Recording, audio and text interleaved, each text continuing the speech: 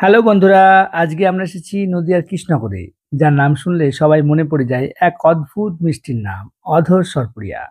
কৃষ্ণনগরের মিষ্টির খ্যাতি বহু পুরনো, কিন্তু এর মধ্যে সবচেয়ে বিখ্যাত হলো এই অধর সরপুরিয়া। এটি তৈরি করেছিলেন অধর চক্রবর্তী নামে এক মিষ্টি প্রস্তুতকারক। তার হাতের ছোঁয়ায় তৈরি এই মিষ্টির স্বাদ আজও অদ্বিতীয়।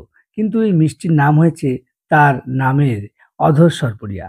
সরপুরিয়ার ভেতরে থাকে দুধের স্বর বা ক্রিম, তার সঙ্গে চিনি আর নানা রকম গোপন কৌশল।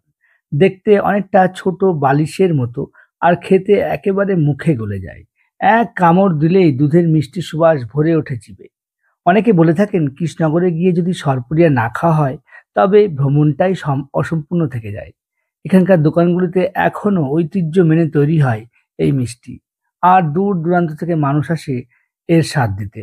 তাই আপনি যদি কখনো কৃষ্ণনগরে আসেন, তবে ঘুরে ঘুরে রাজবাড়ি, হাত পুতুল, টেরাকোটা মন্দির সব কিছু দেখার পাশাপাশি অবশ্যই চেখে দেখবেন এখানকার কিংবদন্তি অধর সরপুরিয়া।